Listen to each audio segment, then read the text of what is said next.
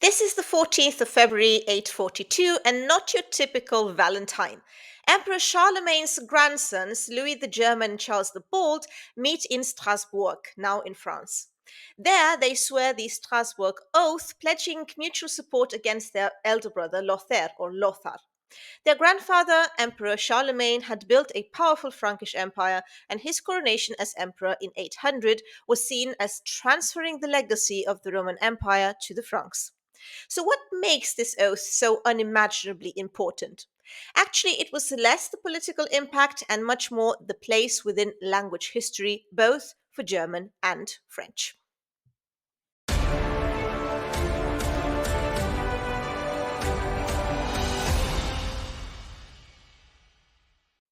Following the death of Charlemagne's son Louis the Pious in 840, the empire was divided among his sons. This division was formalized within the Treaty of Verdun from 843, which established three distinct kingdoms: the West Frankish Kingdom, Middle Frankia, and the East Frankish Kingdom. The Oath of Strasbourg was sworn following the defeat of Lothair at Fontenay-en-Puisay near Auxerre in 841, marking a stage towards the partitioning of the empire established by the Treaty of Verdun. The West Frankish Kingdom later evolved into France, while the East Frankish Kingdom became the Holy Roman Empire of the German nation. Both would later contest parts of Lotharingia, which had been part of Middle Francia. Charles the Bold, the youngest son of Louis the Pious, was initially not in line to inherit any territory due to his birth from a second marriage. His nickname, the Bold, may have alluded to his initial lack of land or possessions. After his father's death in 840 and a joint victory with Louis over Lothair, Charles secured the West Frankish kingdom in the Treaty of Verdun. And then in 869, he was crowned king in Metz. A bronze statuette, which was kept in Metz Cathedral for nearly a millennium, dates exactly to this period, and it is believed to depict either Charlemagne or Charles the Bold. Charles was later crowned emperor in 875, becoming the only ruler of the West Frankish kingdom to hold this title.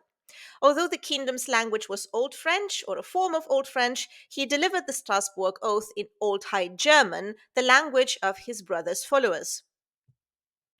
On the other hand, Louis the German ruled the East Frankish kingdom from 843 to 876. His long reign and the Treaty of Verdun are considered key moments in early German history. His kingdom expanded further in 870 with the Treaty of Mersen, which granted him the eastern portion of Middle Francia, including cities such as Aachen, Cologne, Metz, and Strasbourg.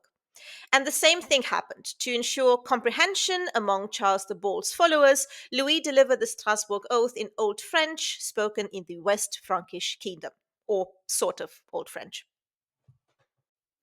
The Strasbourg Oaths, or the Strasburger Eide, as they're called in German, or Les Sermons de Strasbourg in French, they were not preserved in their original form, but were later recorded by historian Nithard, another grandson of Charlemagne.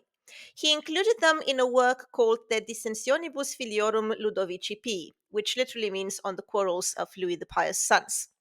As a first hand witness to these events, Nithard provides a valuable account, having personally campaigned alongside his cousin, Charles the Bold. First, the two brothers give some speeches in the vernacular, but this is actually recorded in Latin, where they essentially complain about Lothair's pillaging and unchristian behavior. But then Louis, since he was the elder brother, swore allegiance. So, mind you, these are not standardized versions of languages like you would have them nowadays. So, I'm going to essentially hide behind this complexity of dialects in case I butcher something. Now, let's have a look at Old French or Proto-French. Pro Dea amor e pro Christian pobla en nostra commun salvament. Testi en avant en cant Dea saver e poder me donat. Si salvarai ea, cest meon fradra Carla, ed en ayuda ed en caduna cosa, si com on perdreit son fradre salvar teft.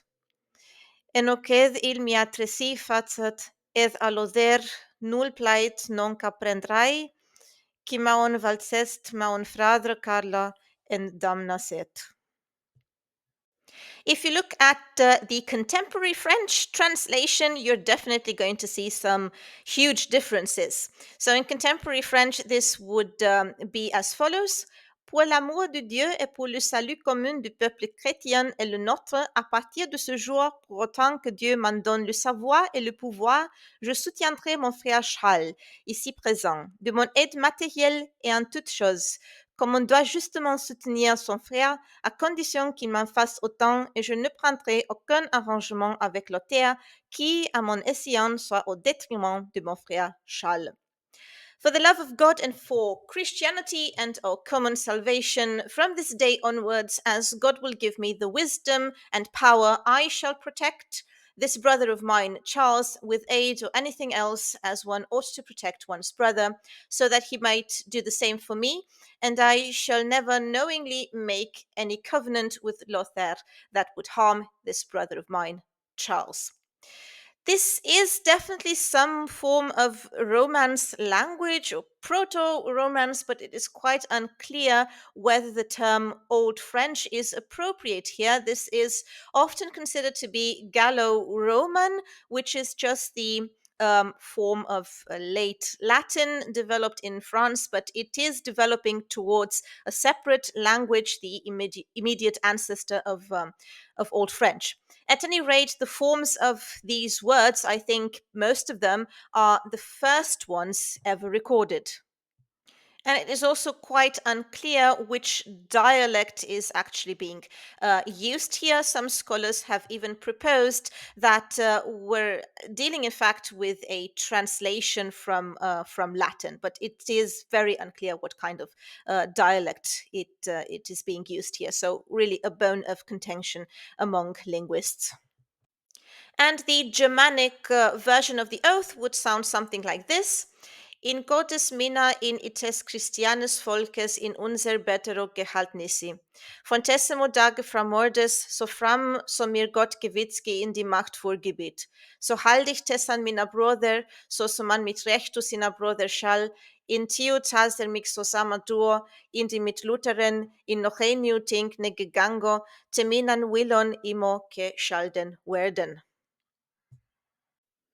And the translation into contemporary German, Old High German, für die Liebe Gottes und des christlichen Volkes und unser aller Erlösung vor diesen Tage an, soweit mir Gott Wissen und Können gibt, werde ich meinem Bruder Karl beistehen, sowohl in der Hilfeleistung als auch in jeder anderen Angelegenheit, so wie man seinem Bruder beistehen soll, auf dass er mir genauso tue, und ich werde niemals ein Abkommen mit Lothar treffen, das willentlich meinem Bruder Karl zum Schaden sei. For the love of God and Christianity and the salvation of us both, from this day on, as God will give me the wisdom and power, I shall protect this brother of mine, as one ought to protect one's brother, so that he might do the same for me, and I shall never go along with Lothair in anything that, by my will, would harm him, meaning Louis.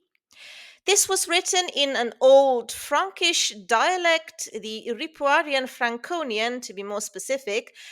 This would have been spoken in the Rhine area in eastern Germany, so we're thinking cities like Cologne, Düsseldorf, also parts of the Netherlands, and it actually is still spoken nowadays. It also influenced the northern dialectal continuum of France and Belgium, known as the Langue d'Oil.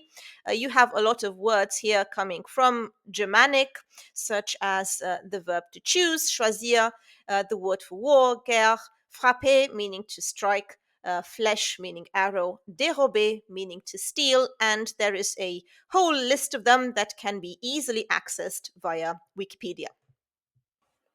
Old High German, which would have been spoken between roughly 500 and 1000, was actually a conglomerate of languages. It contained many, many dialects, one of them being this one, Franconian.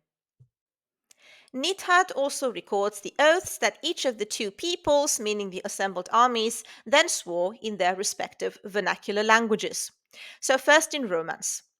Si Ludovic sacrament, ca son frado Carlo jurat conservat, e Carlos meas cedra de sua part non la stanat, si ora tornar non lent pois, na io na nauls qui ear tornan en puis, en nulla aiuda contra Ludovic non li if er.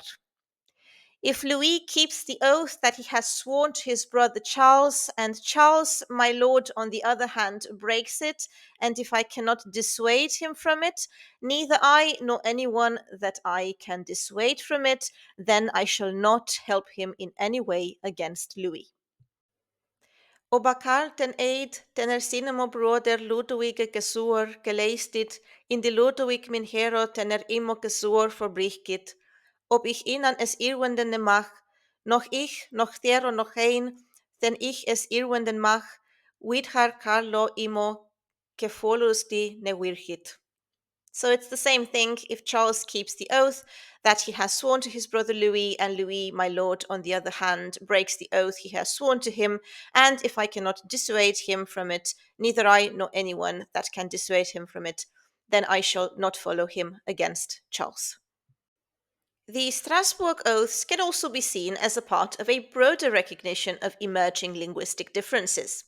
An earlier indication of this shift is found in the decree of the Council of Tours from 813, which instructed priests to deliver sermons in linguam romana, which would have been a rustic Romance language, or Theodiscan, which would have been an old form of German, as many common people could no longer fully comprehend classical Latin as it was used by the Church. Well, I hope you enjoyed the video. I hope it was somewhat informative for you. And if you did enjoy it, I do have a bunch of other videos where I compare several Germanic languages in terms of basic vocabulary or stuff like greetings or seasons, days of the week, and so on, in search of the differences and similarities among them, as well as etymological fun facts. So feel free to check out that playlist. Otherwise, thank you so much for watching. This was Irina. Until next time.